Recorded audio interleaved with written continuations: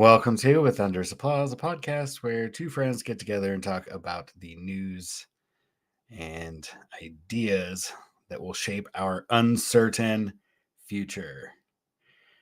I am your host, Steve. Stony Steve, along with my co-host, Stony Baka. It is our Thursday night stream, Shooting the Poodoo. This is where we get drunk, high, and just talk about shits. Today, I have chosen to give y'all some select quotes from Louis Rossman as pertains to the current anti-TikTok bill, which turns out to be the anti-freedom bill. Okay. Well, because if you want to talk about things or download things or anything like that, this bill's probably going to squash that. Cool. So you want to set it up, or does he do all of that in the clip? He does a pretty good job. I got like one note about how afterwards he says something. So yeah. So, but the news item that people might be familiar with is it's the TikTok ban. TikTok ban. Yeah. Right. And the thing is, it's so much more and less than that. It doesn't directly ban TikTok. It doesn't even set up like a rule of standards to ban TikTok-ish things. It just goes kind of after the app without directly going after the app. It's a really weird bill. Okay. I know very little about it, except that I kind of assumed it was within the realm of the moral panic around like Chinese whatever that they need to do to sell a fucking conflict to sell weapons. Barely. It was actually really interesting to watch other news around it because, like, at one point, Tucker Carlson is talking about how, like, hey, here's what China sees, and it's like, hey, let's all learn great things so that our country can advance, and like, here's what America sees, bitches twerking. I mean, yeah, you just have to go through TikTok too to find out that there's plenty of fucking people of all political persuasions that use TikTok, and Right. there doesn't seem, at least from what I mean, the algorithm is fucking scary how fucking tailored that shit is. Like, Right. it is, All the it's twerking bitches. almost, no, not for me, but like, it's scary how like all it takes is if like you shift, like if you scroll like partway through a video at a certain point, like it uses that decision to feed you content that you won't scroll past. So does YouTube. I actually watched a very interesting article from video from the Spiffing Brit, where he was basically saying how, like, hey, I found out recently in a prior video that you could you could basically pay to have literally anyone's content fed to people's eyeballs directly, more or less. Like, he paid, I think it was £400 to upload his own video and promote it to more people than would normally see it. And so he did. He was like, oh, that's interesting. I want to do that. I want to try this out. And immediately he got a whole bunch of views, which is good for getting money. But then the click-through rate dropped, because that's one of the metrics for YouTube is, after you watch this video, do you like go to one of the recommended videos afterwards? And so in his case, since he had recommended himself to just everyone, it didn't. He plays like Skyrim, and he recommended it to like a whole bunch of people who would never ever play Skyrim, just as an experiment. And so he found like he got a whole bunch of views because, of course, it was recommended, and people who didn't play Skyrim were like, I don't know what this is, let me give it a try, and then thumbs downed it or just didn't watch it all the way through. And so his channel overall like took a hit, and that video overall took a hit. And so he went from like 1,000 views a month or a week to like under 100 in a matter of like 3 weeks. And so he was like, oh man, it turns out that if you want to just like bomb someone's channel, it's actually a kind of a cheap thing. And so if you know that you have content that only a few other people are doing, you can bomb other people's channels if you know they're going to cover it by promoting them in the same fashion. And so that's the sort of like uh, technique that can be utilized through the ban TikTok bill.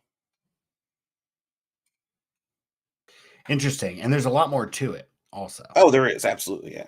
Yeah. So why don't we go ahead and get started on a clip? Because to be honest, it's something that I just assumed was mostly political theater. And then when you told me via text message that you wanted to cover it because how it might restrict VPNs, that's when I Yeah. was like, oh, this is actually masquerading Yeah. as imperialism abroad, but really it's about the militarization and the surveillance of us.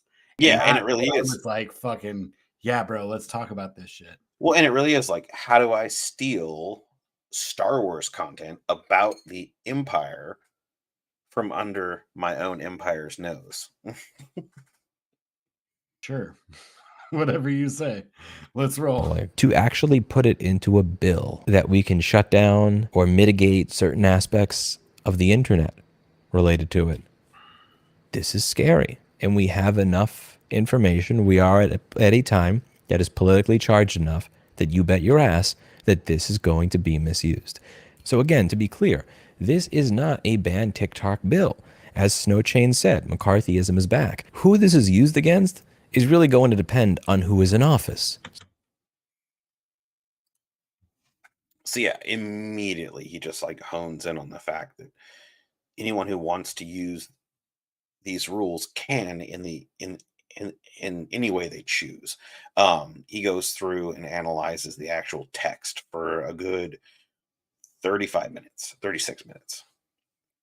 We don't have time for that, but it basically includes a whole lot of notes about like um uh how the bill is restrictive towards anyone who gets more than 1 million persons in the US, which is, what is that? A million, 1 in 300 people.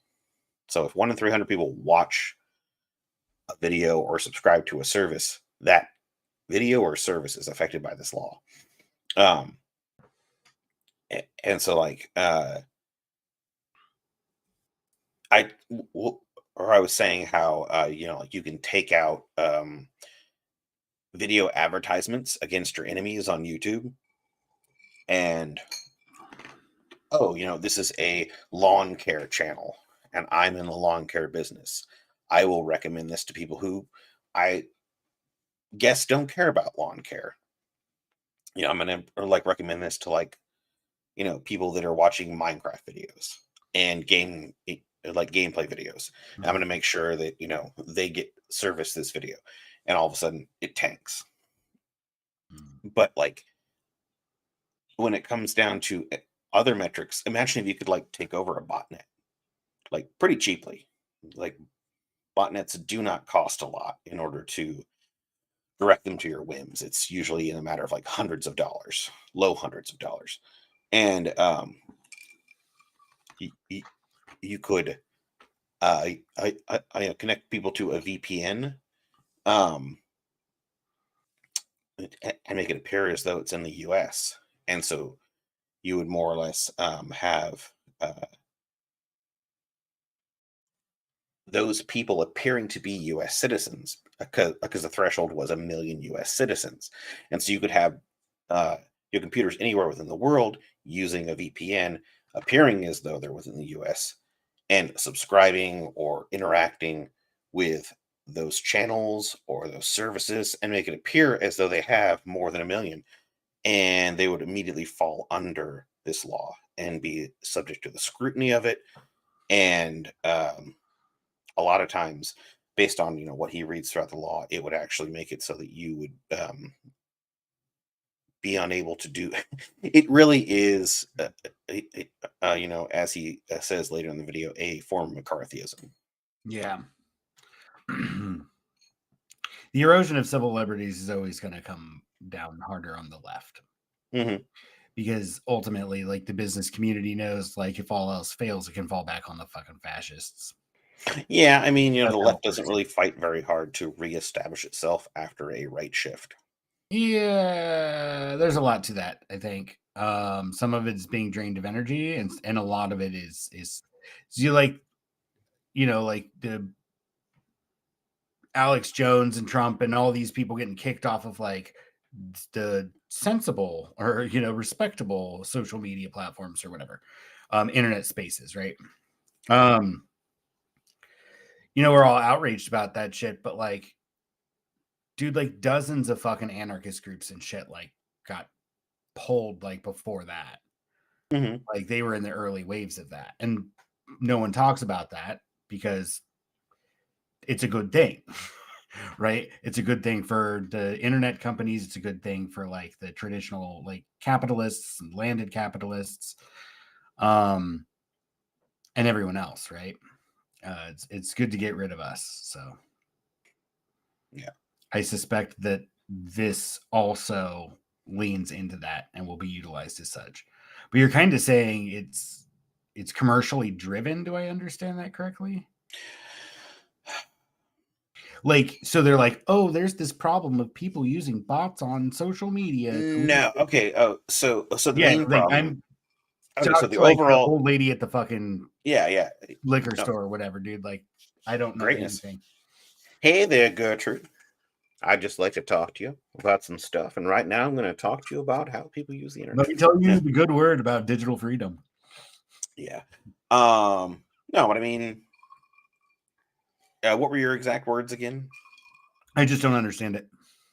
Understand what? Sorry, you said something in particular that made my mind start going. I lost it though. Um, no, I'm just so ignorant. Like, I don't. Is it technological? Is it driven to be like, oh, there's this bad thing on social media that we need to fix, and then Oh, in okay. Oh, there it's yeah, yeah. affecting Okay. architectural stuff. Like a So, VPN is part of like yeah, yeah. it's The VPN beyond. actually has nothing to do with it. That's the thing. Is the whole anti-TikTokness is the idea that TikTok is a company that is owned by a Chinese company. I think it's called like ByteDance. I believe that's right. ByteDance. Something like that. Um, and China has policies in place that says if you are a company operating within China and established in China, if we request data, you will give us that data. It's very similar to a lot of cases in America, and this is like something that gets touched on a little bit later in Lewis Rossman's video. Is like we're the same, and we just don't want to admit it because like China's asking for data, but like America has asked for data in the past, and that's why people at Apple are striving to make sure that the iPhone is secure and not hackable. Um, and so shit. Should write it down when you say it. Anyway, fuck, what? Sorry, what did you say again? Dude, I lost it. No, you're good, bro. I'm pretty lost, and that's kind of my problem. Is that No, it's okay.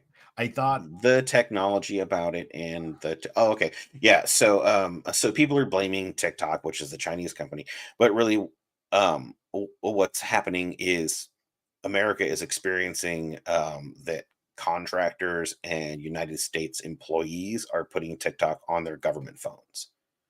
That's the main problem. Is then the like government phones just need to be programmed, right not to take and TikTok. right and it's easy to do that at a bank level. I don't know how much harder it is to do at a government level. Like I would assume just as easy. Like when I was in the Navy, we didn't have access to anything outside of our laptop. And we didn't really have any sort of like Wi-Fi to speak of. Well, And so we couldn't communicate ideas outside now, but now like government officials have non-BlackBerry, regular old Android phones, maybe Apple with TikTok, no matter what. And so they're installing this app. And of course, they want to just post and watch TikToks. And so they accept whatever agreement comes their way. And that agreement may or may not, imply that they have unlimited access to all the data on TikTok, but they do.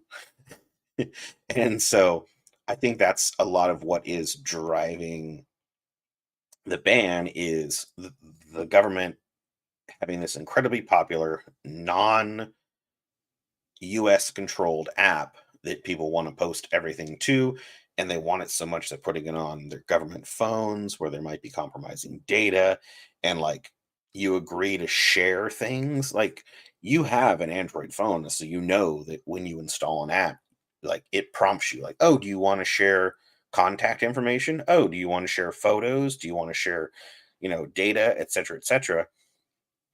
When it comes to TikTok, it has all those prompts. It's like, hey, do you want to share photos and videos? Do you want to share your files? And so on and so forth. And it's very non-specific. Like, I do believe it's one of those apps. It's just like, do you want to share all your files? And it's like, well, I mean, I guess, because I want to share pictures of the squirrel in my backyard. Make my friends laugh. Like, look at this guy. He took nuts right from my hand. That's amazing. Look at Look this. at this guy. He loves fucking nuts. Look at this guy. He loves nuts. Yeah. But I mean, like, I think that's what it boils down to is people who are in the government position are so rabid to post videos, and they don't want to put it on their own private phone, Okay. or they're not allowed to use their private phone at work. Maybe that's the problem. Perhaps. But that seems to be something you can control your employees. Like, I would there's hope lots so. of places where you have to put your fucking phone in a goddamn box. Like, Oh, I've never worked at one of those. That would sound oh no, horrible. like any command posts, like incident command center or anything like that. Like the general staff, basically. Like, it was an extra duty that I trained for but never did because my career field needed actually to have competent people at work at all times. So like Right, we right. never got drug off to do other shit. Like a lot of career fields did, right? Like maintainers and shit always had to fucking, and medical people always had extra duties. Hmm. But they're like, nope, you can only work so many hours in a day, and we'd prefer you to spend those hours doing this important thing instead of fucking. Literally, I was trained to fucking serve coffee. Yeah, me too. I actually was trained on the proper way to make coffee.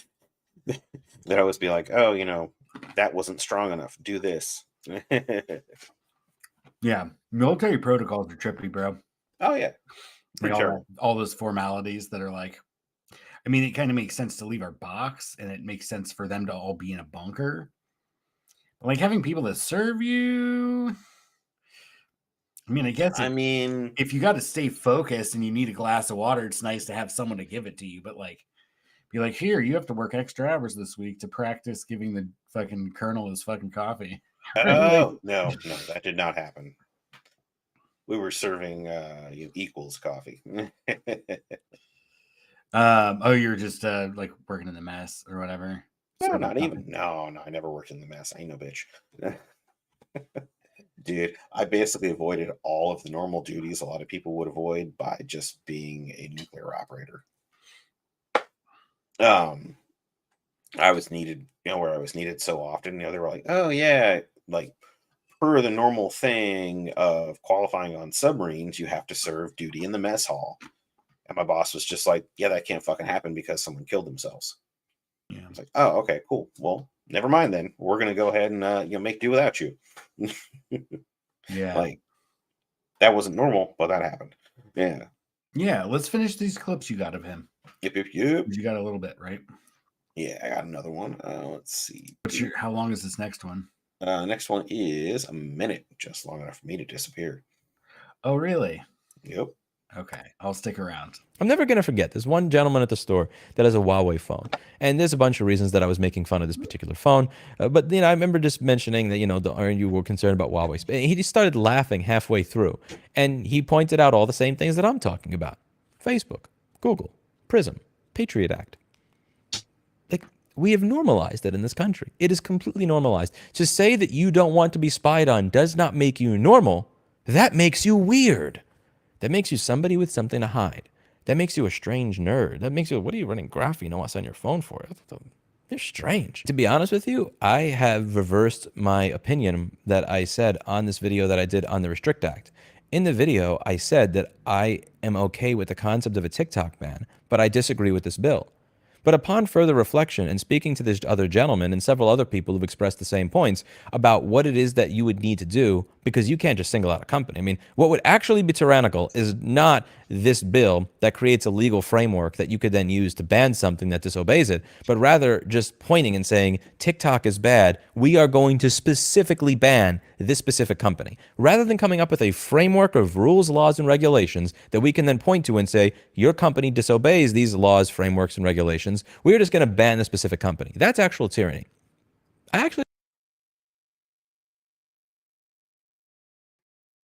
I admit, I honestly missed what was the real tyranny. He was basically saying there's two ways to go about it. They could just say, oh, ban TikTok, or go the other route where they make a framework for banning companies that don't comply. Right. And that's what he says now is tyranny, not banning TikTok, but making the framework, right? Yeah. And so he mentioned at the beginning how he had a customer who uses a Huawei phone like to this day. And he mentioned like, hey, like Huawei steals your data. And he's like, yeah, TikTok, Facebook, Reddit, all these other platforms, they all do the same. What's your point? Like, fix my phone. Thanks, Lewis. And so he's kind of pointing at the fact that like we all point the finger at China for doing all these bad things, but like America's doing all the same things, and yet we're told we live in the greatest country in the world. I don't think I don't think that there's anybody that really believes that. That we live in the greatest country in the world? Yeah, no, like, or oh no, I would disagree. Like at least 42%, based upon the number of people that vote in polls who actually believe that America is the greatest. That would surprise me, because I don't know, all I see around me, and maybe it's just because the spaces I roll in, right? Yeah, when I'm fucking, when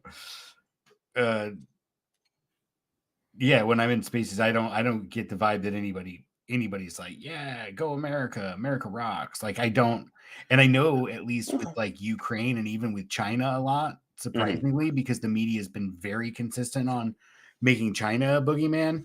I mean, they were with Russia too, but China has kind of been a perennial boogeyman in the background, right, for much longer. I mean, they still refer to it, the Communist Party. It's like their political system doesn't look exactly the same as ours, but it's pretty fucking close. And like, for all intents and purposes, like, it's a fucking capitalist country, right? Like, yeah, it is. At any rate, at least it operates like one. I'm sure somebody's going to get mad. Oh, no. I don't really give a shit about the party. I care about people. If anyone's from China and wants to debate us in good English, please do. Bad English, please do. No, I do know a little bit about China. I'm not an expert by any measure, but I do know that a lot of that, like, their political system can potentially come across as being kind of like really rigidly hierarchical and less horizontal.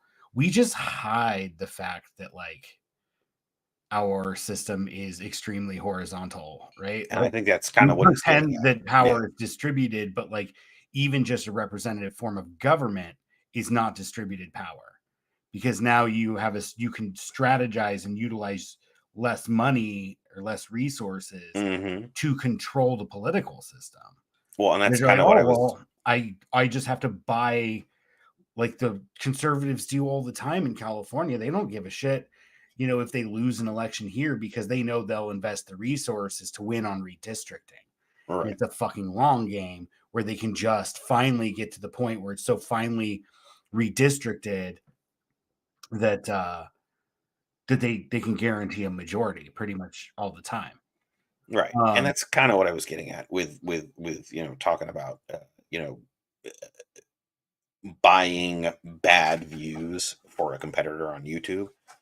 Is like, if YouTube is something that people are going to use for politics in the future, the current policy is very easy to abuse. If a good Democrat came out and was like, hey, I have all these ideas, they're super great, like, let's go ahead and surround these ideas and push them forward, it would cost very little for the opposition to find all those videos, feed them to the wrong people, like people that don't care about politics, or Republicans or whatever, and get a whole lot of misclicks, or they don't follow through and watch the next video, or they give it a downvote or whatever. Like, Man, I'm like the king of the click through, bro. I no, just realized when you talk about that, I'm no. You told me about it, and I was like, I think I owe it to these people to occasionally like watch to the end of the video and then click the next video, or just let it autoplay or whatever. mostly it's autoplay, but I Yeah. definitely will, even if I don't finish a video, I'll usually scroll through recommendations unless I'm Yeah. looking for a piece of information. Like sometimes they'll say something and Yeah. I'll just minimize the window while I'm like trying to look it up from non-YouTube sources, like so I can learn more about it while they talk about it, like Mhm. Wikipedia and Reddit and shit like that. Yeah. But generally, I do click through on a recommendation from someone's Nice. video, Nice. and it delivers sometimes. It's a lot of time it feeds you such similar content, and I'm like, you need, the algorithm needs to get better at predicting my mood. Like if I'm scrolling looking for something else to watch, maybe I don't want to watch Am another I video doom like this. scrolling? Am I happy scrolling? Am I, What is the hopeful doom scrolling? scrolling? I saw that someone posted something in the community. I don't know the exact definition, but like my experience with kind of like what it surrounds is it's when you start scrolling and you like hit on something you don't like, and yet you like keep clicking on it because you're just so pissed off, or when it comes to climate change, you're just like, oh, we're totally fucked. Let me keep like clicking through to the various articles that are talking about how we're fucked and the whole planet's gonna die. Like, it's my understanding that's what doom scrolling is. Yeah, that would make sense in terms of like, yeah, you just kind of keep doing that. But yeah, okay, that's fair. You want to watch this last clip? Yeah. How long is it? 1 minute? Yeah, a minute. Okay. I'm gonna do For all the work that I put in to not be tracked, if I mess up even one small thing, just one small thing, I'm reminded that they know everything that I'm doing, everywhere I go, and everything that I'm interested in. All the time. We have normalized the fact that you are being watched at all times. And it's not to your benefit, whether for a private corporation's profit or a government's ability to surveil you at all times. How could an American head of state come out and be taken seriously when suggesting that we should not be using a social network because it spies on us? What authority would we have as a nation given that we have normalized this to the rest of the world? Because we have exported this.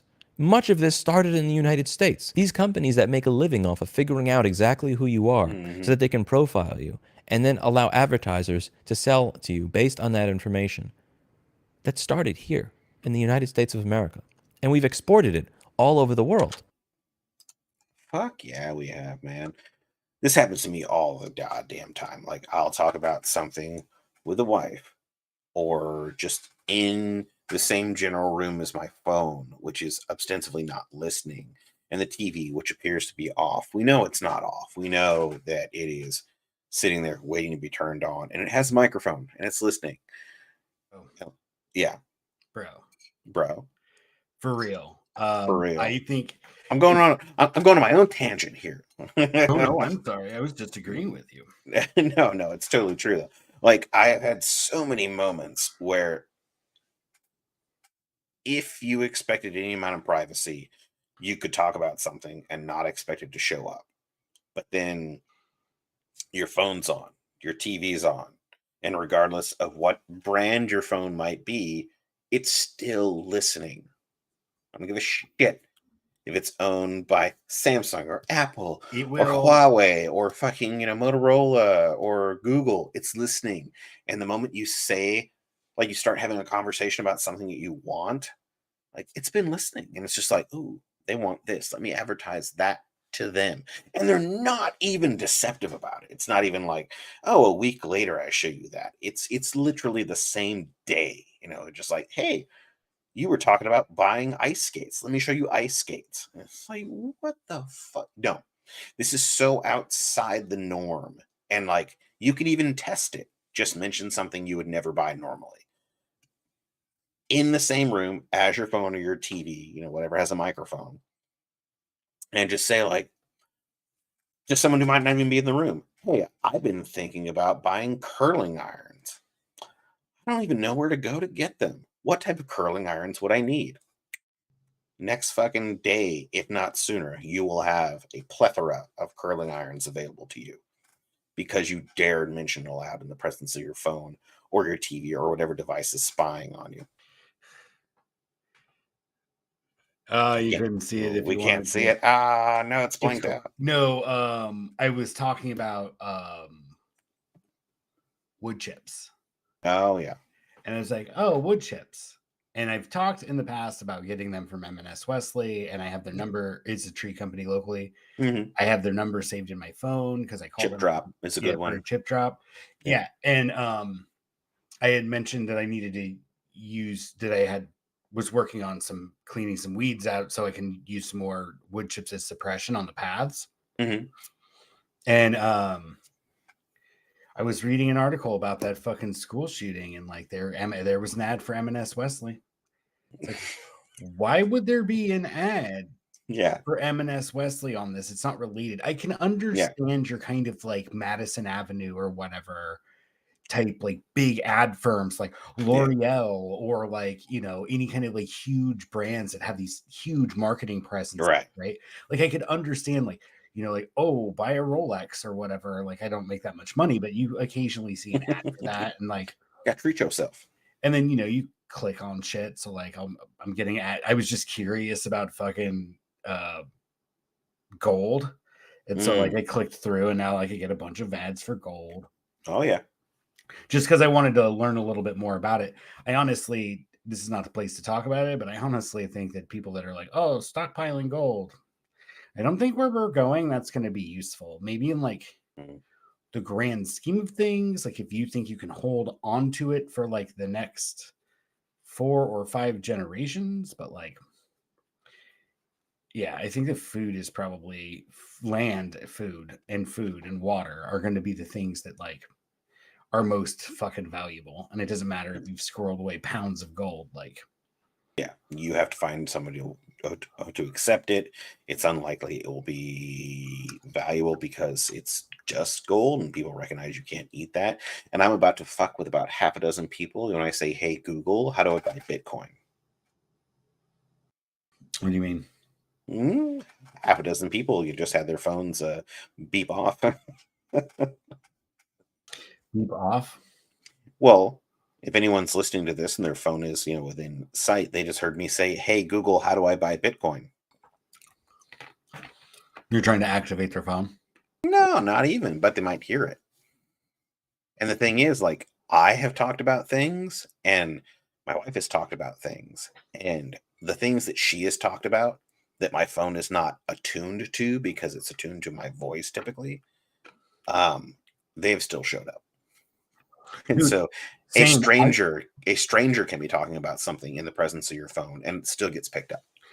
I was walking, or I stopped in the kitchen. Brooke is watching the new season of Succession, or no, she's rewatching season 3. Okay. I think refreshing her memory before she dives into the new season. She needs to watch Mana Recaps. He's amazing. Oh, I think she does watch some of his stuff, but okay, yeah, he has one for that show specifically. Yeah, cool. Okay. Yeah. I think I might have watched that with her because she's like, "Oh, you got to see it," and I was like, "I'll never watch it." She's like, "Okay." She's like, "Perfect. Here, watch this." Watch recap. And I'm like, "That's perfect. It's great. It sounds like a cool story. I do not need to spend 8 or 12 hours watching it. I don't." Exactly. No, and that's how I take it in. I'm just like, "Thank you, man, of recaps. I appreciate that. Now I don't have to watch that." Yeah, but he's watching TV, so you don't have to. No, that no, really is the way it is. Playing video games, so you don't have to. What was crazy is like, dude, this is exactly to that point. You were like, oh, my phone is advertising me shit that like she was talking about. So there's this disconnect where it's just like relying on spying on us to feed us advertisements. And so the AI is not developed enough to know, oh, that was just a conversation. That's not what he's interested in. Because statistically speaking, he's like, okay, cool. You know? Gotcha, babe. Yep. Gotcha. Yeah, no problem. I hear where you come from. At any rate, there was, I guess, some scene in Succession. They're talking about like childhood sexual trauma or something like that, right? And if I recall correctly, it was something, but like, dude, I sat down and I'm watching like this week has been an interesting week for me content wise. I've been like binging fucking Small Arms Tactics and also ham radio, learning about radio. And you watched too much of Last of Us. That's part of it. I watched it. We're done. We've seen the whole thing. Good. I'm glad. Maybe we could we can and should have a just a short live stream discussion of the show because I enjoyed it. A min of recaps, as it were. Exactly. No, it was just interesting because there was something that was said on a television show when I was walking through, and I think I had set my phone on the counter while I did something. Like she's doing something in the kitchen, so her laptop's on the counter, and I set my phone behind the laptop while I did something, and then I picked my phone up and went outside, and I'm like scrolling through freaking, you know, talking about fire and maneuver and shit like that and Small Arms Tactics, and like there's a ad that came up on YouTube about like counseling or whatever, like mental health services if you had survived like that kind of like childhood abuse. And I was just like, holy mother of God, like that was a TV show, and it just heard like a snippet of a conversation and then was like, here's some services you can use if you had a fucked up childhood. Who didn't, man? Who didn't? Yeah, but my point is we've, I think, provided examples, and I think anybody that watches this can think of half a dozen that happened in the last couple of weeks of their phone fucking spying on them. It definitely seemed like there was an uptick, though, more recently. Well, and really the question is, are we okay with it? What can we do to avoid it? How can you shut it off? There are some phones that have older versions of operating systems specifically because they don't have a lot of these features. There are phones that Google has purportedly tried to minimize the amount of stuff that gets handed out to third-party persons, and Apple has done the same. Like, they don't restrict themselves; they're still taking all your data, but other parties have a harder time. Yeah, and so the reality is that like that it's a fucking spy device. Yeah, like it's not exclusively used to advertise to you, and even then, like I forget, there was a conversation in I think it was Blackberry News live stream. He live streams at like noon Pacific. I think he lives in the LA area, like Pasadena or something. But he was talking about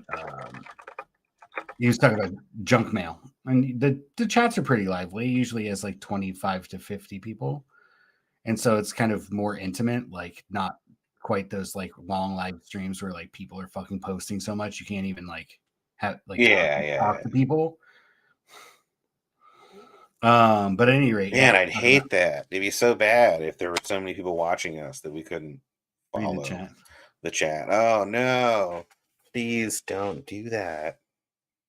Like and subscribe. Yeah. No, but my point is talking about junk mail, and it just kind of, we should have a right to say like, no, you can't listen to me to advertise to me, and no, you can't advertise me here. At least like California passed that cookies thing, which I don't really quite understand it. I just find it really annoying that they passed a rule that says they have to ask our permission to collect anything but the necessary ones. Right. But instead of just being like, denied if this automatically, Brave browser, you can do that. Yeah. But most of the time, like on my phone and shit, I'm just using Chrome, and like every fucking website I go to now, because of that law, I have to like accept all or go into a menu, and some have it like decline all, right? Where it just declines everything that it can decline, which is Right. all but necessary. And then, some make me go into the menu and unselect like the advertising cookies Right. and shit.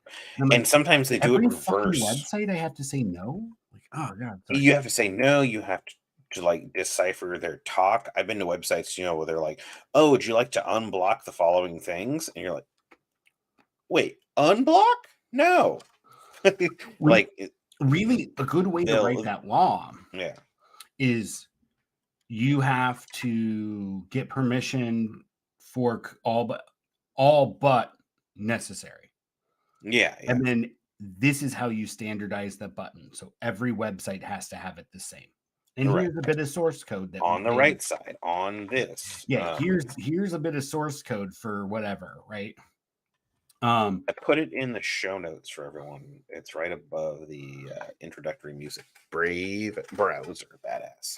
okay, cool. And it's built on Chrome. But anyway, my Yeah. point is that like it would be much easier to just have a button that says, do you want us to collect cookies so we can advertise to you? Yes or no? Right, right. And then it's just like, no, no, no. Right. And it's a one button click and there's not a lot of thinking. Do you want us to be able to take information so we can better advertise to you? A lot of websites have done that. Like, I think they're kind of looking into the future and they're like, oh, there's going to be a lot of litigation against deceptive sites and stuff like that. And they're like, fuck it, man, let's just make it clear.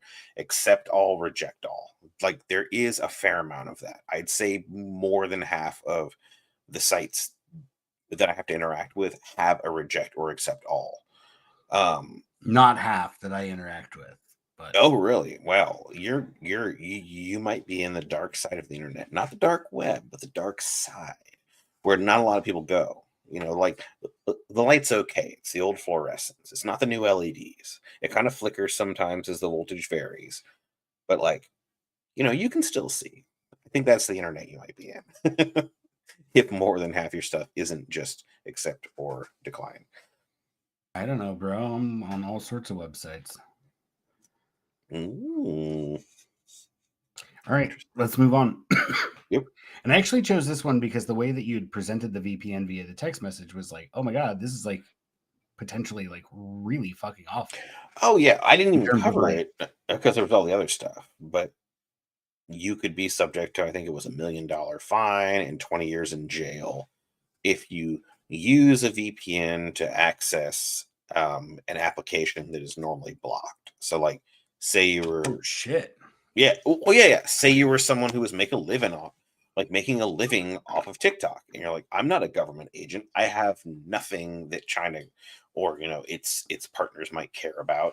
Like, let me, like, I just need to access TikTok so I can do my booty dances or talk about like my repair business or my plants or whatever, and like it appears by the word of the law that if you were to continue to do that because you were making a decent living doing it, you could be subject to these fines.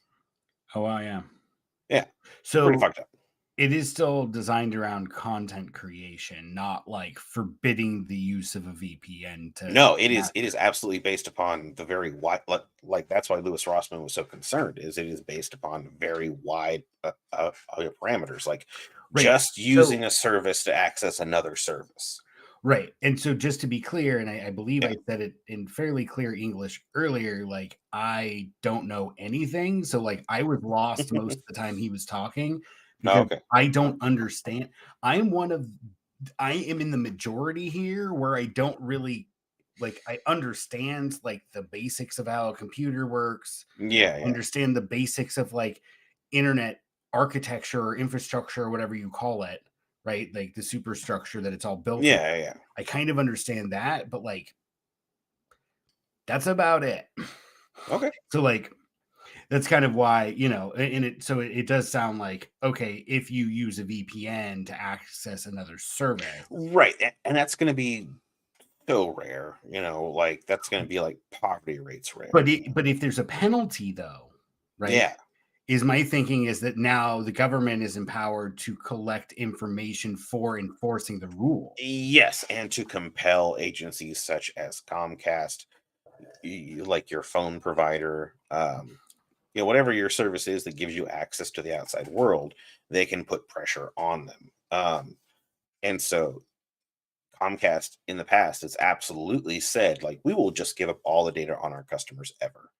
Like, if we see something downloading a Marvel movie, we're just going to report that to Marvel and Disney, nowadays. Like, no questions asked. They just had an agreement. Like, hey, we'll report this and you can, pursue litigation. And same with a lot of different, movie studios and things like that, like TV channels. I have an aunt who like plopped a letter in front of me, she's like, computers, right? And I was like, yeah, Merry Christmas.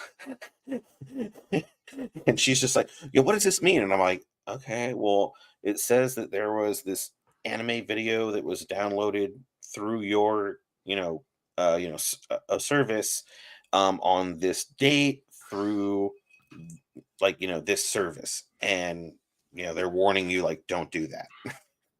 And she's like, oh, my daughter's dating this guy and he was, he stayed the night and I knew he was no good and blah, blah, blah. And so it's like, yeah, I knew he was no good too, because he didn't know how to use the damn VPN, to make sure he didn't get hit by fucking Comcast. Like, and that's what we risk is like anything that you would do that you don't want other people to know about, whether it's downloading free shit you shouldn't be downloading, or it's, just talking to people that you don't want your government to know about. I mean, like, they can have access to that if you don't have a VPN right now. With this law in place, using the VPN, even right, for and a any lot of service that they declare, and like that's the thing is right now it doesn't say using TikTok. It broadly outlines things.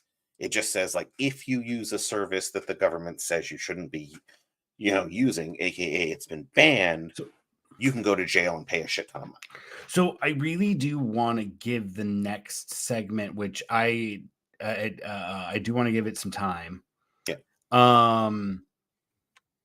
But I did think that it was important to get clarity on that, and I think I do understand it a bit better now. And my point is that like a lot of people use VPNs. Most people probably use VPNs for downloading, right? Like, yeah, or to get around a service wall. Like, that's how VPNs are advertised. In fact, most of the time a VPN's advertised, it's like, oh, is there a show on fucking Hulu in England, but for whatever reason it's not on Hulu in the United States? And I think that's how Use most a people know it. VPN Yeah, to that's a good access point. Hulu. Yeah. And that's fucking, that's good. To me, that's the problem is that Hulu just doesn't release everything it has access to. Mm-hmm. So Well, like, and the thing is, like that's not a bad service. You paid for it. It's not your fault, that you live where you live. If you could, like, you'd vacation over there just to watch whatever show it was that they had and you didn't. Right. And if so, say it's just like, well, the division in the UK has purchased rights to this, but we haven't purchased rights of the division in the US. It's like, I don't give a fuck however you structure your corporation to avoid paying taxes. Right. But like maybe we could just have like a universal catalog and you can find a different way to fucking shelter yourself from taxes, because that's why they divide it up. Is it? Right? Oh, okay. I didn't know. Well, I mean, that's why they have divisions. And having the divisions in place, like like how corporate management structure and like to comply with different laws. I mean, I'm not saying it's straightforward. It's not all. Well, I mean, you're right though. Like a lot of places will be like, "Hey, we're recording out of Georgia because we're an animation studio, and animation studios get taxed differently in Georgia than they do anywhere else." Right, exactly. Yeah. And so they'll have it's the big company that operates it, but they call it something else and it's incorporated somewhere else because there's some kind of benefit, right? Like, like maybe in the UK, it's like, I don't know their IP law, but like the problem is IP. Yeah. Right. I mean, and I understand like that's the title of an episode, by the way. Oh, yeah, we should do IP. That's great. We're going to talk about a lot of things, and there's like a huge list, and like That's a good We're segue, working actually. on it, we swear. We should talk about IP. Right now, we're talking about how fucking the narrative thread of this show is that we live in an age of limits, and we are bearing witness to what it feels like to reach the top of the curve before our society begins its descent. First, like in the roller coaster, when you crest the hill, you start going down slowly until gravity grabs you and you accelerate. Gravity is Right. an accelerate, it's meters per second, right? Like it's an accelerating Squared. force. What? A meter per second squared. You're such a fucking nerd. Of all the things, like you they sound had so to smart say you had to square. say acceleration. What's You that? couldn't have said speed. You had to say acceleration specifically. I Acceleration did. is seconds squared. And then you fucking called me out for not knowing the formula because I don't do physics. I knew it was meters per second, but you're right. I just know it's your rate is indicated in meters per second. Ever Meters per increasing second every squared? second. Yeah. But everyone, well, the thing is, like it sounds great, but everyone hits a terminal velocity based upon your shape. Everyone hits a terminal velocity based upon your shape. Yeah, aerodynamic principles and shit. Yeah. So if you're more because like if a you're flying squirrel, larger you're than good. that, like you're a fucking space rock, then you burn up because of friction. Yep. Basically. Hopefully, ideally they rotate until they hit a perfect shape to be aerodynamic. Like they burn off, and then they're aerodynamic suddenly. Yeah, it's another topic for another day. I was just thinking in season 7 of the Clone Wars because my youngest daughter fell asleep when we finished it a few weeks back, and she was with us solo because her sister was spending the night at a friend's house this last weekend. Oh, nice! And kids at the house. It's a good era. Yeah, and get just some one-on-one time with the littlest one. It was nice. And so anyway, we went back and we're like, what do we do? Well, we can't really move forward in the other show because your sister would be fucking pissed. So we're like, all right, like you fell asleep and missed like the last episode, and that happens all the time, so we didn't worry about it. But we're like, rewatch the last arc in fucking Clone Wars season 7 was fucking epic. Yeah, and the animation is just fucking phenomenal. The storytelling, like that's why you've seen it so many goddamn times. Oh no, because dude! You have kids that are like, we want to see the Clone Wars. Whoa, show it. No, I mean, no. I've only watched it through with them once, and I watched through it twice by myself. Or once by myself. So it is you. How do you find the time? Bro, do you know what I did when I was fucking bored the other day? What? I fucking started the Book of Boba Fett again. No, God, why would you? It's only my second time, though. It's not like it's something I turn to. Did I tell you about the video, where they were like, there's so much damn Boba Fett in this season of Mandalorian. But it was true. But that's a subject for another day. I did want to talk about, because we were talking about how, like, oh shit, this like masquerading is like, oh, the Chinese are spying. We need to do this. And then everybody's like, oh, fucking government's stupid. Like, whatever. Like, I don't know. I genuinely think that something like TikTok and VPNs could potentially be a rallying point for like mass protest, because that's something I wanted to talk about today, but I wasn't really prepared to. Right. But like, again, part of the show is talking about this age of limits and what it feels like to crest. And so like, there's a lot of social tension. We talk about it all the time. Like, this country's a fucking powder keg, dude. It's fucking scary how tense things are in the body politic and in society. In the social consciousness, right? Like, things are fucking tense. And zeitgeist. Why didn't I say fucking social consciousness? Whatever.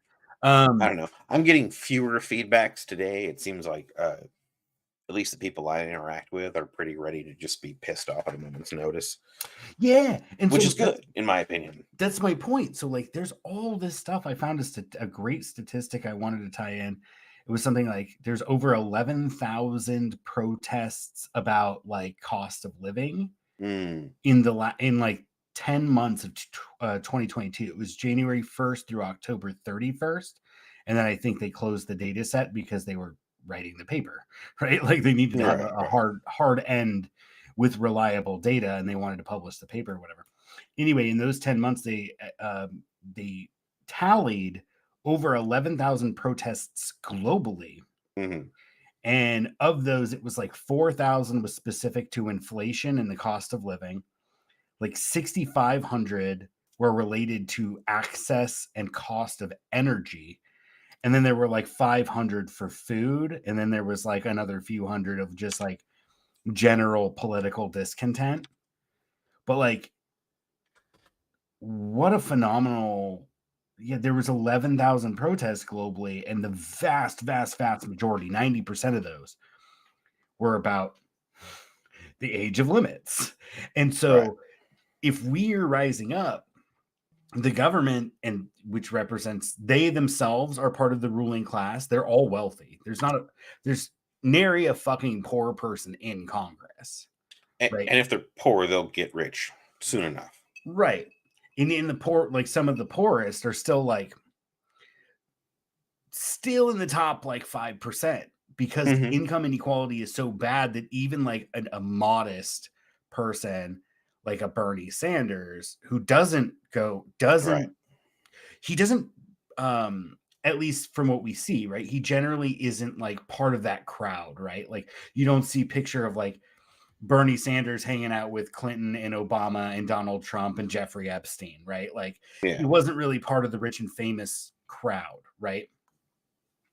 And even the people who backed him, who are celebrities, are relatively like minor. Susan Sarandon was probably one of the bigger, but like Cardi B, like is Cardi B rolling around with like the rich and like the old money and fucking Martha's Vineyard and shit? No. Yeah. No. Not even Martha Stewart's at Martha's Vineyard all the time.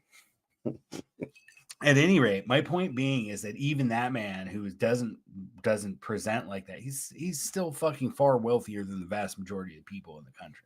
Yeah, And not exactly. because I think he enriched himself necessarily, but I think the position pays well. Yeah. And it affords certain benefits. Do you see the thing on the feed? Bernie Sanders, Elon Musk, and Cheech Chong, Tommy Chong, rather. Tommy John. Yeah. Oh, that is beautiful, my friend. Did he Yeah. really respond to that? I don't know. I think I've seen a couple different ones, so I think it's just people chopping it up, which calls into question the actual reality of any of it. But I've seen a couple of them in this format. I wouldn't say Bernie Sanders is the fucking nicest person. No, not at all. But I mean, it's still funny. If you're on the other side of him, he's definitely not the nicest person. Like, he'll talk loud and he'll talk proud. Yeah, and this isn't to like dwell on that dude at all. I'm just saying that like even one of the poorer members of Congress, like Yeah, is is still rich as so fuck. economically comfortable that like it is a task in and of itself to stay like empathetically connected to the suffering of the masses of people. I saw a very interesting conversation about making it so that the income of Congress was tied to the average income. And so the idea would be like, oh, right now the average income of Congress is around $200,000. So that means the average person should be making $200,000, and we need to adjust all of our metrics according to that reality. Yeah, I Because they don't basically foresee that like, ever happening. yeah, but I mean, like they basically found somewhere in old documents, by the original founders of the country, like, oh yeah, we think that this should be as such. Dude, a lot of state legislatures are almost entirely voluntary. Yeah. I think in Delaware, I didn't pay that close attention, but like real quickly as a last point, I do recall that their legislature met for like a few weeks a year, just a few weeks, right? And they got like per diem, but I'm not sure they got a salary. Mm. Like it was literally like, and I think West Virginia might be like that too. They only meet a few weeks a year, and it's like it's part of your civic duty, As a right? senator, though. No. As a state politician. Okay, yeah. Yeah. I think the idea No, was the like, federal government sets salary for the Congress or the House and the Senate. right, but I think basically or the idea was like somewhere in the original documents it said like, they shall make a moderate income, or something along those lines. And it's like, well, what is moderate? For me, moderate is what I make because I barely get along. But really, if you looked at it, I mean, they're like, oh, we're lawyers and we're fucking doctors and we're Yeah. consultants and we're advertising people or all the. If you look at like, you know, middle management or low tier, depending on the size of the company, like a few $100,000 is pretty standard, but like, right? Like that's what our city manager in the city of Chico makes, is like 200,000. Not saying that Congress people should make that much, and certainly not that the city manager should make that much, but they're like, that's what we have to pay. That's what we have to pay to. Have you tried paying less? No. Yeah, they just pass those jobs to their friends anyway. Like Mm-hmm. everybody that's employed in a high value position, almost everybody in my city was an elected politician in some other fucking town in the county. And so, or in the city of Chico, right? Like, and so it's just a big grift, right? They're all politically well connected. And then they're like, oh, hey, we can get rid of this, city manager and bring you in because you're our friend and you used to be on the city council, blah, blah, blah. It's just a grift. At any rate, we're talking about how the government will crack down on people. Another thing that we meant to cover, which I think we might cover on our Monday next week, is protests in fucking France, protests in fucking Israel, protests in Germany, right? Like fucking shit is popping off. And it's dormant now, but like this last wave with the George Floyd protests was as militant as street protests as I've seen in the US, probably, that I can recall. I can't recall a more militant. I actually watched a documentary on the police who lost the 3rd precinct, and that was an interesting look. It all fits together, Zach, in my mind. Small unit tactics, kind of events like that where they're operating by particular like doctrine and protocol, like just observing how it all works. Anyway, fascinating little mini doc on how they lost that police department. And it really is kind of a tough situation, and somewhat complicated. But at any rate, we can expect more and more and more and more surveillance, more and police repression, and more pushback by the populace against austerity, right? Mm-hmm. Which is coming down hard, both through inflation and cuts to programs and other things, while our government sends hundreds of millions of dollars abroad and is putting hundreds of millions of dollars more into weapon systems we don't really need, but we're busy picking fights so that we do need them. Like, it's fucking crazy, man. So shit's gonna get real. So I always like to keep my eye out for these kinds of signs that like this is of this moment. Like, what are we seeing as a result of these processes, so that we can see it getting ready for the fucking world to give up the US dollar as a reserve currency. It's going to be fucking catastrophic for us, but more power to the rest of the world, right? Mm-hmm. Like I'm genuinely like, as much anxiety as I have about the moment that we're approaching or finding ourselves in, as much anxiety as I have over that, like I'm also kind of like genuinely relieved in a way that like we can move forward, because where we were wasn't a good spot. Like US, hegemony and domination of the world is not necessarily where I wanted the world to be. So as someone who is an American citizen, not by choice, but by birth, like I have a genuine anxiety about this change, but it can also at the same time be like, good, I'm glad. It was inevitable, and we might as well get that shit over with, right? Like, Yeah, well, that's the thing, is like I do feel like we've had a top position for too long. We've become cocky, brazen, and dangerous. I'm gonna be honest. dangerous, Yeah, fucking dangerous. yeah. And so like I think we need to like step back militarily, let other countries move up their own militaries and just kind of all agree that we're going to have a certain amount of military, like per border. If you border the sea, like break it down, like per mile of border.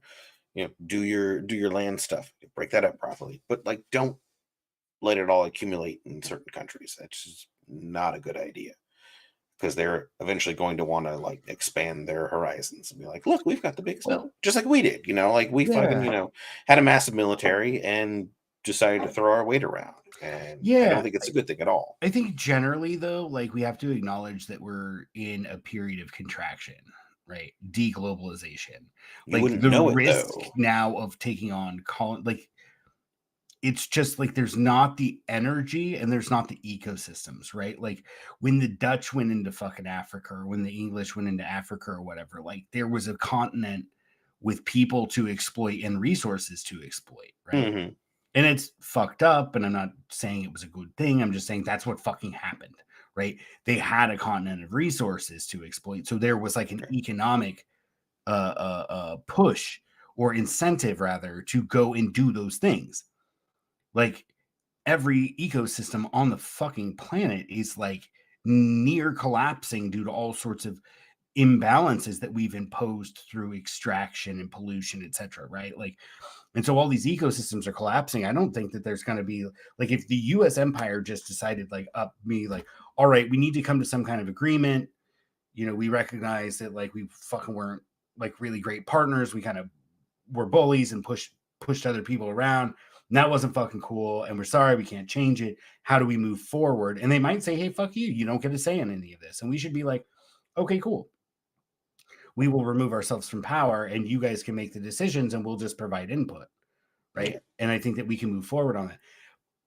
We won't do that. But I think generally it's not like if we withdrew our military like bases and stuff, that like we would now be at risk of being invaded. Because it's not going to fucking happen. There's Right. not the fossil resources. And moreover, like a country like China has made it abundantly clear that they prioritized industrialization and raising the living standards of their people over having a big fucking military and projecting power. I also don't think that anyone wants America besides America. Like the only thing you could really hope to have of America was the coastlines. You just need a functional civil defense. Well, I guess what I'm getting at is like you wouldn't, as someone coming at us from Earth for resources, you would never go any further than the coast because reinforcing it would be prohibitively hard. Like it's a big ass country. It'd be like trying to invade, mainland China, like Yeah. outside of the coast. That'd be so fucking hard. What So did the just Japanese generals say? We could never invade the American homeland because there'd be a rifle behind every blade of grass. yeah, They genuinely believe that we're probably okay just by geographic separation. Not to say like we're going to talk about balkanization soon, which yeah, this concept still applies, right? Like dude, we're gonna do it.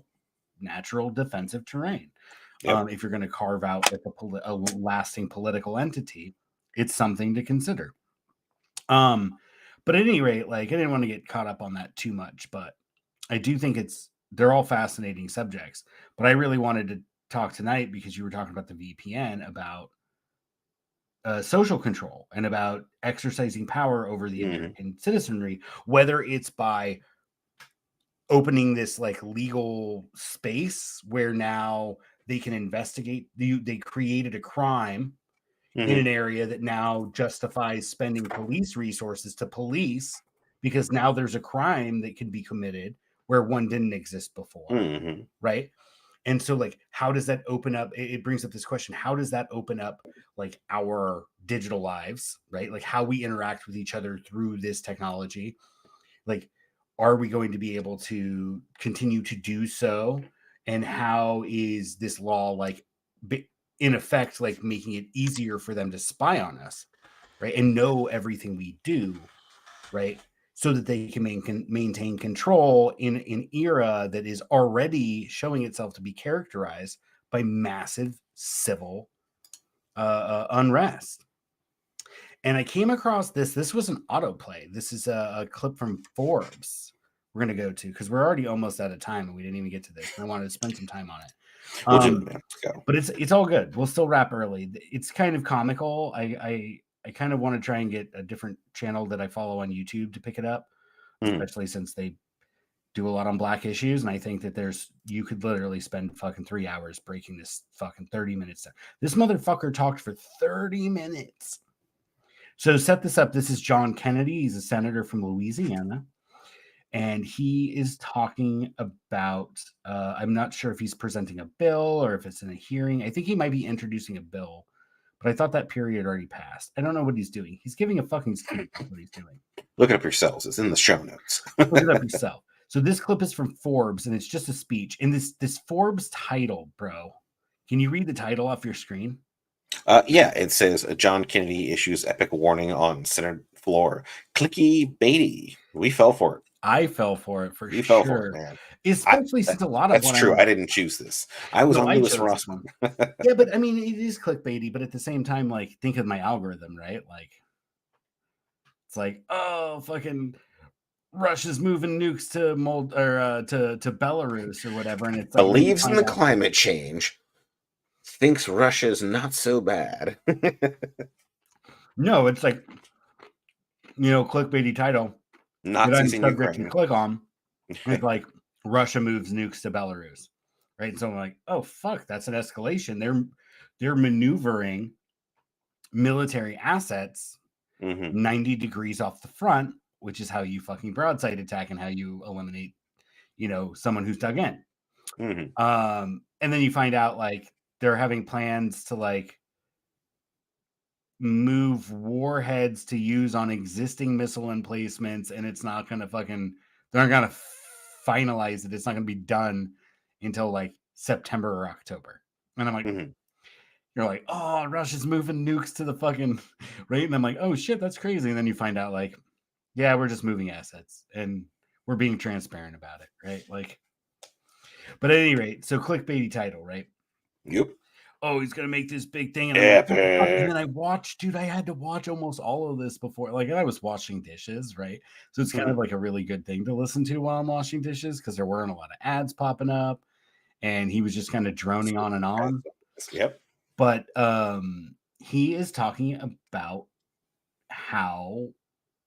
Let's listen to see what he's talking about. Go ahead and play a clip. Most poor people are not criminals. Yeah, it's true. They're not. Nope. But criminals often prey on our lower income fellow citizens. Mostly particularly prey in their own community. Prey on the poor. Which is sad. It's like, dude, get out of your own neighborhood. Go to the rich neighborhood. Bro, did you hear about the fucking last week? They found a fucking body wrapped in plastic in a shopping cart in front of the fucking Food Max? In Chico? Yeah. No, I did not hear about that. Yeah, they fucking, and dude, the body sat there for like over 24 hours.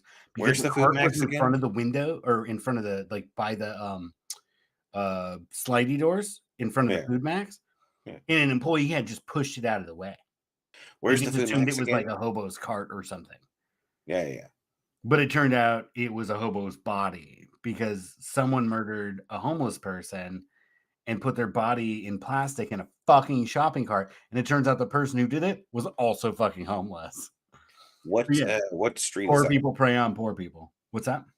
What street is that on? The Food Max is the place I think that you used to go to. It's on MLK, I think, by the Costco.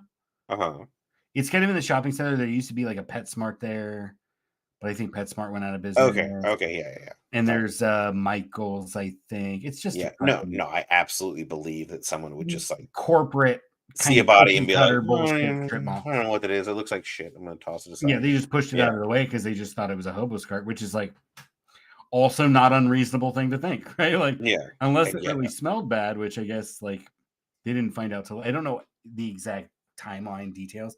I know that it was there for a while and it wound up being a homeless person who killed another homeless person to steal his car because it was someone who was sleeping in a car and someone who was not sleeping in a car and took his car so he could sleep in a car. So sad that all this is entirely avoidable by just diverting taxes from the police over to actually making it so the police aren't so necessary. It turns out if you don't envy your neighbor, you have nothing to worry about. Well, if you don't need it, envy your neighbor because you're not trying to fucking survive. And also, I think the dude was like, obviously, if you murder someone over a car, you're not really fucking well. No. But like, still, you know what I'm saying? Like, so his point, and let's move on. But like, his point was like, oh, the poor prey on the poor. Yeah, bro, that's what everybody that defend like Chicago. Oh, it's black on black crime. Like, that's basically what he's saying. Yeah. It's like, oh, this is bad. It's black on black crime. Existing businesses then leave, and they take jobs with them. And unemployment goes up, and we have more poverty. And those businesses that remain in our lower... Just real quick. Mhm. It's a false cause fallacy, right? He's like, there's crime, so the businesses leave. And it's like, there might be some people who decide to throw up the towel because they're tired of dealing with something. But generally speaking, the businesses are probably leaving because the people are poorer and poorer and poorer. And unfortunately, the way business is structured is like, not unfortunately, but the way business is structured is you need to have a customer.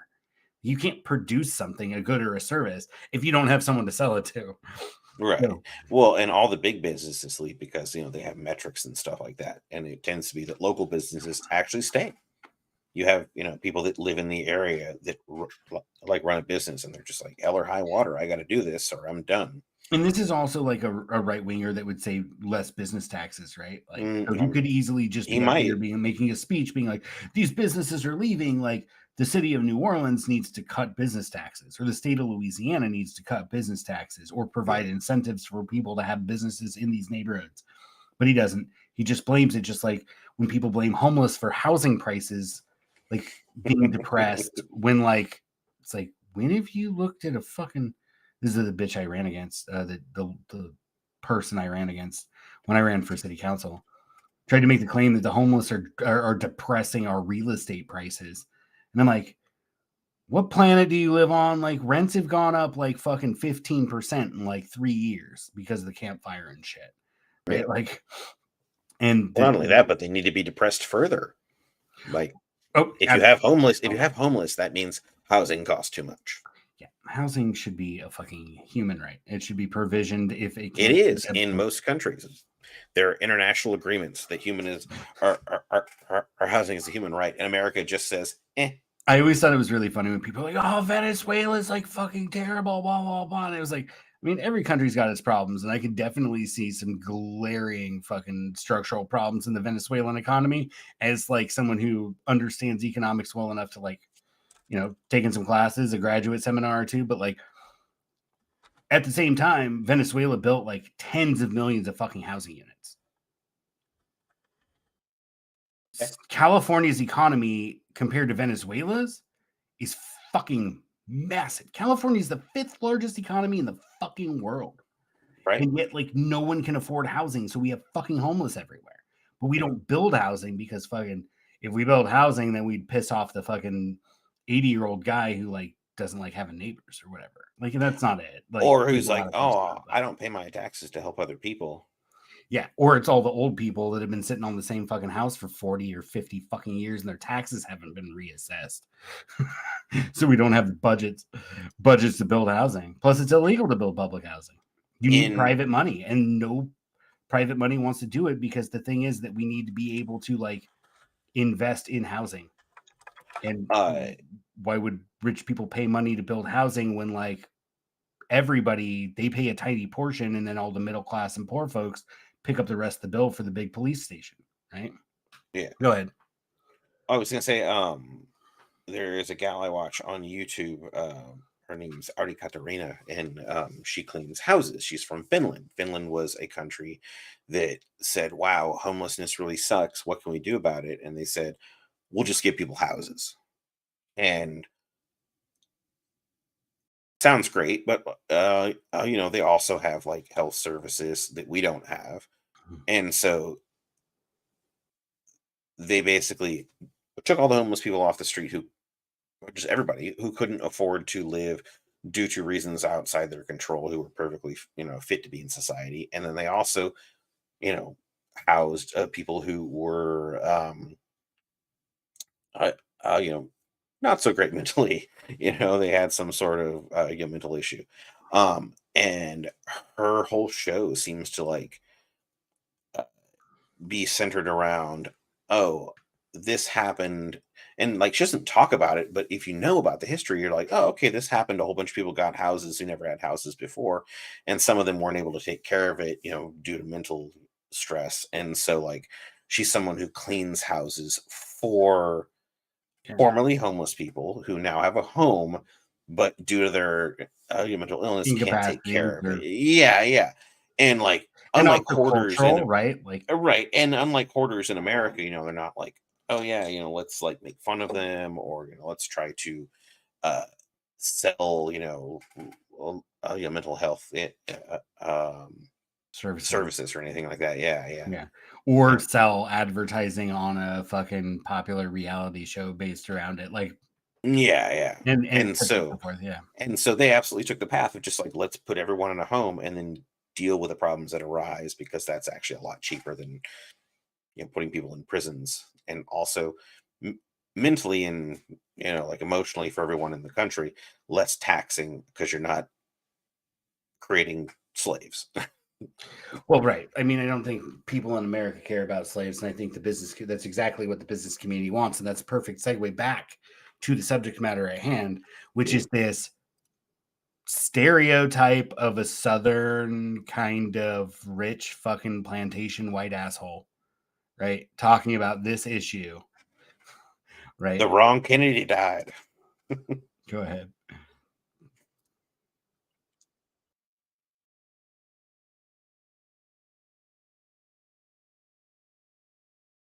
Peel to pity.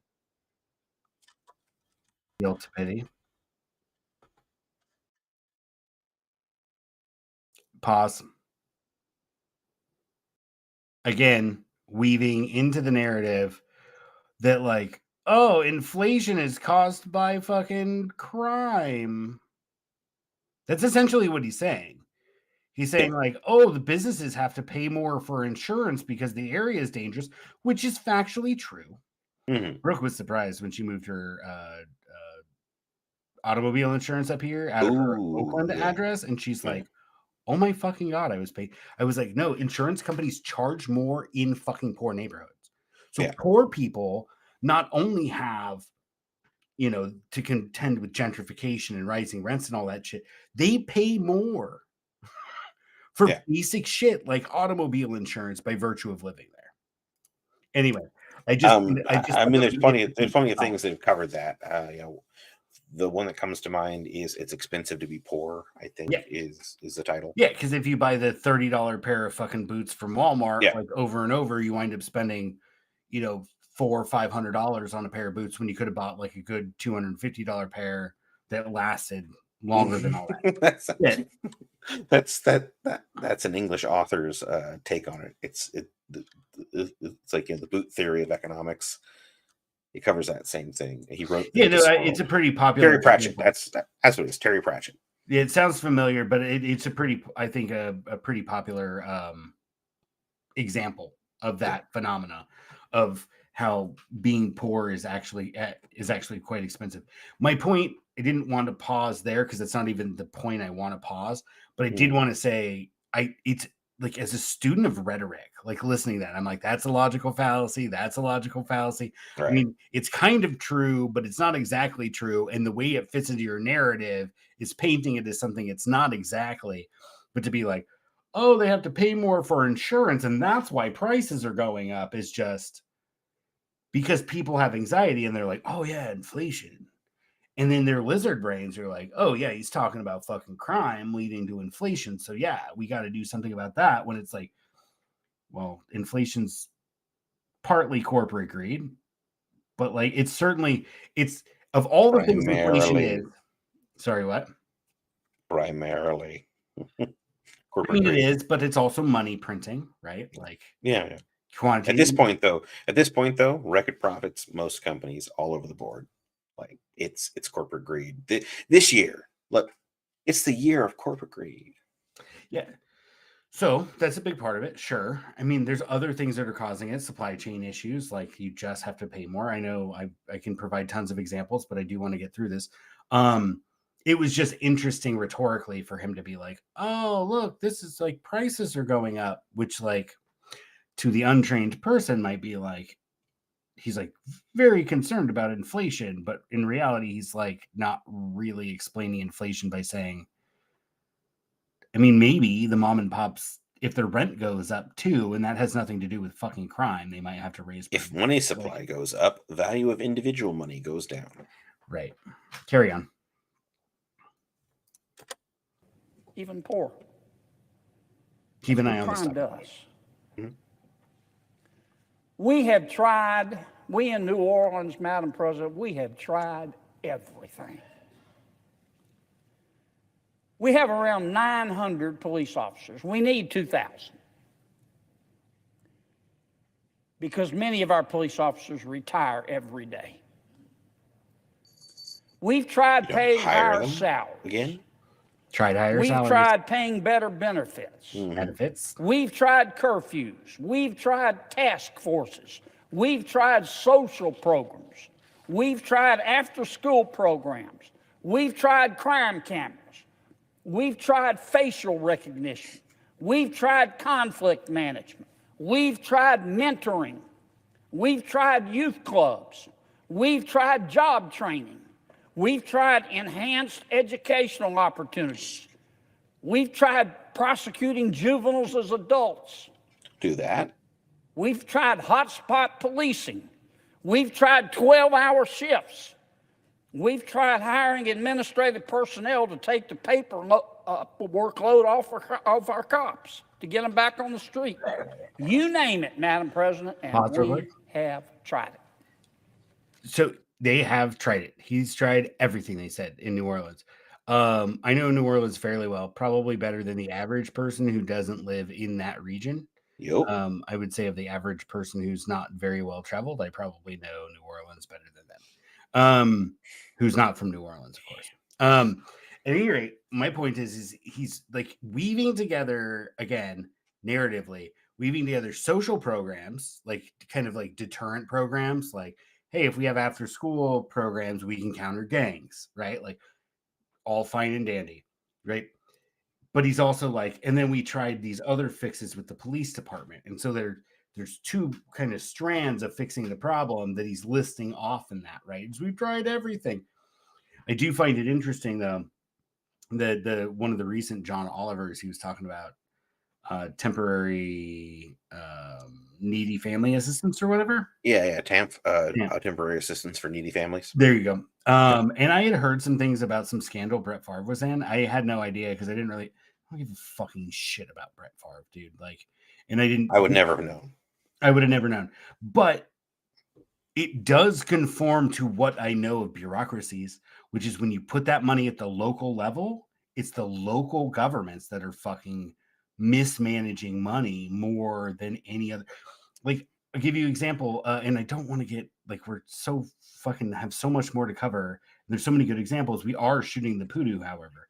But just like HUD money, right? Like HUD money comes and they're like, oh yeah, we got all this like HUD grant money, and then you like find out what they accomplished with it. It's like they'll take all this like home grant or whatever they call it through HUD. Every year it's a grant that's given based on population or whatever, right? Like the amount is based on like some kind of proportional population thing, formula. And they get this money and they're like, we can use it for, so they connect fucking a handful of houses. It's like, we used, $1.3 million and got 4 houses connected to the sewer system that were causing pollution because of their septics. And then you find out it's like, oh, that was like a 70-year-old man that lived by himself because his wife died like a decade ago. And like and then the cost of the project was like $150,000, which some of it flows to the permitting department because they charge, $6,000 for a permit to put a couple orange cones on the side of the road when they're cutting the fucking street out. No, I'm not even joking. And then you find out that these contracts are going to people they know and people that are their friends. And you're like, oh, So we have this money that we could use technically to actually build housing, like we were talking about just moments ago. Mm-hmm. And instead, they use it for like a couple installs. With they use it to pay their buddy's construction firm to install like a couple like I'm not joking. We're talking like 7, 8, 9 fucking sewer connections for like millions of fucking dollars, which I'm sure that's costly. It does cost money to hire laborers to go out and cut the concrete and then pour new concrete, right? But these 7 houses connected to the sewer network now obligating that homeowner to pay the sewer fee every month, Mm-hmm. right? Like making their expenses go up, right? Like is putting 7 people on the city sewer the best way to spend $1.5 million? And I think if you ask most people in the city, we'd probably be like, no, there's not enough people using septic now anyway to really affect it. And when you're talking about like a household with like one old man in it, like he can't be creating that much waste to where like he's creating like a nitrate dead zone or something in the soil, right? Like, Yeah. which is the point. It's like nitrate abatement or whatever. Yeah. And they have like zones set aside. It's all fucking so much money gets eaten in the bureaucracy for bullshit. At any rate, I just thought that was interesting. Fraud, waste, abuse happens at the low level. This guy is talking about how they have all these programs, and they're like, well, we tried after school programs. How much of those after school programs were actually like designed properly? Well, not only that, but like after school programs are often not free. Well, I don't know the specifics of that. You're correct. I pay mightily for after school programming for my kids through the nonprofit that's the parks. It's kind of like a quasi governmental agency. Well, It has like, elected board, but like it's managed privately. Go ahead. I was going to say, looking at and knowing a tiny bit about, John Kennedy, he's I'll probably like, oh yeah, we did after school programs for white kids in these 2 districts, and then I Yeah, can't understand why crime didn't go down. And then they're Yeah. like, oh, we're gonna provide an after school program that's like, come learn how to code, right? And then when you're talking about fucking those kids in those neighborhoods, they're like, I'm not getting out of the fucking ghetto. Like, I'm not gonna go be a fucking coder in Silicon Valley. Shut the fuck up. Right. And then they don't go to the program. So they spend millions of dollars to develop it. And their consultant buddy gets a fucking handsome paycheck. But you're right. It doesn't. And that's the thing. It's not results driven. It's like, oh, we have this problem. Let's send some money. And then it gets eaten up by the bureaucrats in the consultant class. Right. And nepotism, right? Like passing favors on to companies. And so it's just fraud. It's not actually going to. So anyway, you're correct. School districts around here want trickle down economics. They're like, oh, why is it that so much money goes to the poorest schools? And it's like, because they need the most. That's fucking why. Like, are you suggesting that we should replace your like 2-year-old computers with brand new computers and then shift those computers down a line until we get to the poorest schools? Like, that's not benefiting the most people the most. Like, you want to lift up the people in the worst situation first because that's a good use of your resources. Like, taking people out of poverty, it is definitely a lot easier than actually just like feeding money to the rich and hoping that they give it to the poor. Yeah, let's finish this clip because I bet unless you watched this when you were prepping the clip, Ever so slightly, nobody is going to guess they tried all of these things. What have they not tried that is going to be the magic bullet to fix crime? Because mind you, he set this up with being like New Orleans is amazing, and then he's like, oh, and look at it, like here are like the worst fucking crimes, like that no sensible person could be like, yeah, that's fine, right? Like it's like teenagers carjacked a 70-year-old woman and her arm got caught in the seat and they drove away anyway, and she got drugged down the street until literally her arm was ripped off. And you're like, well, that's fucked up. And but it's a one-off. Happened, I'm sure. I didn't look into that specific incident. It sounds something plausible, right? Like, but it's a one-off though. Yeah. Yeah, exactly. He pulls that out. And so what is his solution? Let's hit play. Because I think the end of the clip is like right after he reveals this, right? Yeah. Not all teenagers is all I'm saying. We've tried everything but one thing. Stop and frisk. Didn't they do that in New York? Wasn't it a horrible disaster? He's going to Leading to all talk a kinds little of bit about it. lawsuits? I had trouble. I was just going to include that, and we were just going to talk about that, and then use it as a springboard for just kind of like Just have that like 4-second clip. Stop and frisk. Yeah, exactly. So coming from a motherfucker like that, right? Like, my point is, we shouldn't have stopped right before that. I just wanted to build it up. And then the delivery is stop and frisk. We haven't tried that, of course. He's going to get into a little bit, so I'm not going to talk about a lot of it right now. But remarkable that he's like, we've done all this stuff and our fucking police retention is poor and crime keeps going up. And it's like, crime is going up everywhere. Crime is going up everywhere because the world is like our country in particular. I should not say the world. Mm-hmm. Most places in the world are coming up against the hard limits to growth. That's why 11,000 fucking protests about costs of living and lack of energy. Yeah. Right? Like globally. And so you also have that effect in poor communities. You have fucking opiates and shit. And I'm not saying let's go invade Mexico to like stop fentanyl or whatever. Like that's not a fix either. Like people need to be. There was a police officer in one of the Carolinas who was recently caught selling fentanyl. She basically used her office as an officer of the law to sell fentanyl. And it's like, yeah, it's the fucking Mexicans' problems. Let's invade Mexico. Corruption is common. We should go ahead and keep playing. We should. Some cops may and have violated the. What was that? Sorry, is this a 1 minute clip or 1+? Yeah. Okay, I'm gonna step it away for just a second. Legal requirements for a proper Terry v. Ohio stop and frisk. And when that happens, that may make that person a racist,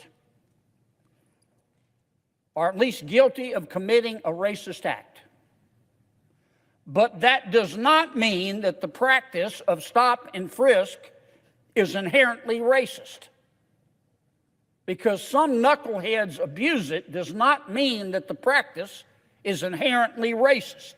In fact, the United States Supreme Court, with only one dissent, has said that properly applied, it does not violate the Constitution of the United States and can be an effective law enforcement tool. So when there's an abuse, the abuse is on the cop.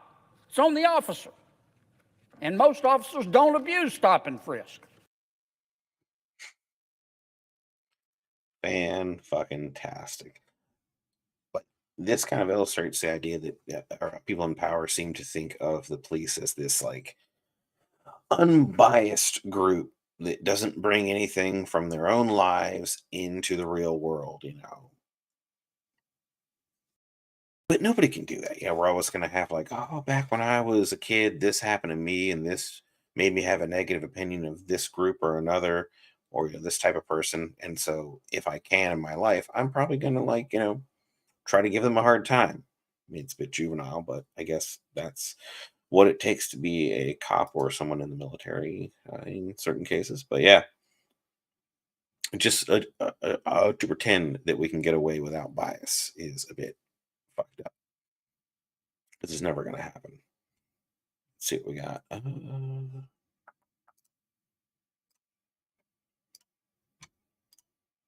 The people with the flags in their offices, the politicians. What's up? Wait, what part did you get to? Abuse. Were you just talking about how he presents it and then he's like, oh yeah, in New York used it a lot. He basically said that it wasn't an inherently racist thing, and I was talking about how not having a bias is pretty much impossible, and so you're going to enforce this stop and frisk against whoever you happen to have a bias against, and that's going to be inevitable because humans are humans. Yeah. So there's that point, right? Which is our rational, which is how this happened with New York. Did he talk about the court case yet? I don't think he did. He has not yet. No. And he mentions the Supreme Court case that like basically, it wasn't a Supreme Court case. I think it was a civil suit. Go ahead and hit play. and the big shots in the political hierarchy, they are discouraging us using stop and frisk. They don't want us to use stop and frisk. I think it is time to allow. We've tried everything else, Lord knows. It is time to allow the men and women of the New Orleans Police Department to use stop and frisk without fear of losing their jobs. Pause. Qualified immunity. Without losing their jobs. Yeah. Right? Because there's this kind of narrative going around, and it's not a narrative, it's real, right? Like that police recruitment is down. And there's a lot of articles speculating that like actually the George Floyd protests were pretty fucking effective. And in fact, like it became hard for police officers and communities around the country to continue to associate with a department that maybe those cops, remember we talk all the time, right? A police department, if there's someone who rocks the boat or like asserts some kind of like morality and ethics to policing, they get removed, right? Yeah. Like that's a process, right? So the fact that police are leaving and they're choosing no longer to be cops, and the fact that like people aren't rushing to fill the ranks, it's not pay. The average pay in Chico is like $70,000 for a fucking cop. The lowest paid cop is $55,000 a year, which is like significantly above the average income for the community I live in. Double the average, like significantly above the average. And they're not getting rich off of it, but it's a good, solid career that you can stick in and get a good retirement. There's a lot of incentives to do it. Very little education required. Not a lot of education. And here, retention is not as big of a deal because our community is like, except for like the fucking random like hobo stab dude wrapped in plastic in a fucking shopping cart, which is probably for them very exciting. Like I've heard fucking firefighters tell me, like, they're like, dude, all we do is fucking train and like clean the engine and clean our uniforms and work out. Like we don't. And so like, if something is on fire, like, sure would be a shame if stoked. Paradise burnt down. Well, no, that's not what I mean. I mean in like the military and shit. Military firefighters I talk to, they're like, we don't really see incidents. They're not that common, but like they keep us trained to deal with it because it's a big enough deal to need to be dealt with promptly by trained personnel. Right. And so like there's this kind of like, and I imagine fire department probably gets tired of going out to fucking calls for like some, college student whose name can remain anonymous because there's probably hundreds of us. I mean, hundreds of them. Might rhyme with Reeve or Breve. Might rhyme with Breve. Where the fire department has to go out and do like a check on someone who's like it's not really breathing properly because they're fucking passed out drunk. At any rate, like my point is they probably get pretty excited over that stuff, and I'm sure cops probably get excited over things like dead bodies and shopping carts, but in the sense that like, oh, something different to break up the monotony, because I am acknowledging that like the job can probably be pretty monotonous. All jobs are. Yeah, it's something that all workers have in common. Unfortunately, all workers don't have a super powerful union that basically runs City Hall. So like cops are not workers in the proper sense, in my humble opinion. Yeah, I mean, if you work at a bank and a customer pisses you off, there's not much you can do. If you're a cop, you can just kill them. Or make their lives miserable or whatever else. Yeah. So the point is, and let's move on to the next clip, but the point so far is that he thinks stop and frisk is going to fix all these things. And yeah, New York had some bad cops, but not all cops are bad. Carry on.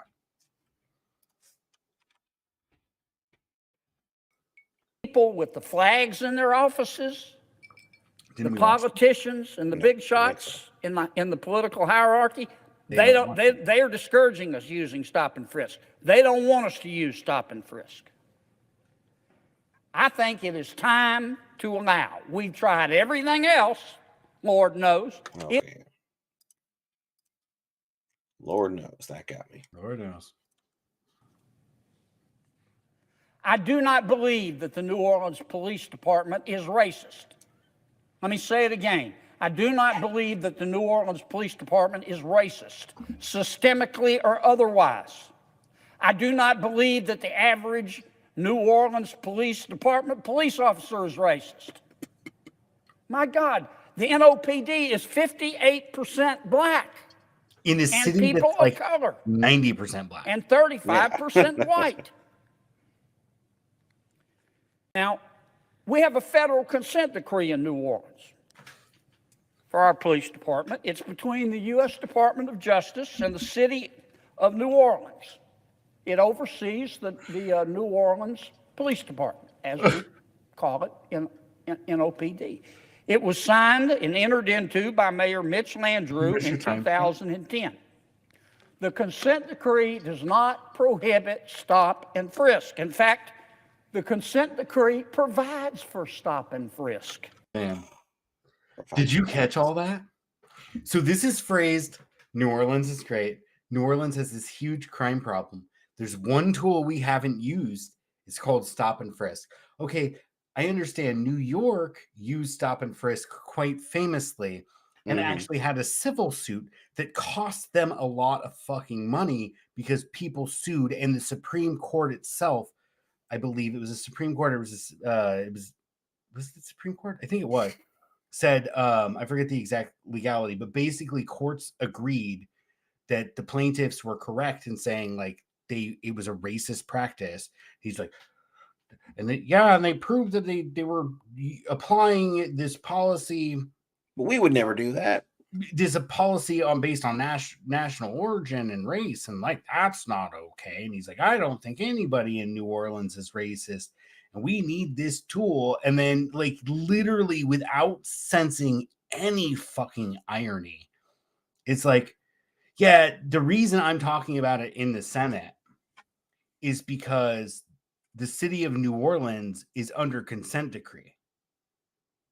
Consent decree is when the federal government basically, like, you probably never dealt with it. I did after we had a fatal aircraft accident in my unit's jurisdiction, and like all of the fucking brass come down, and like they don't just find the problem, they look through everything and find every problem.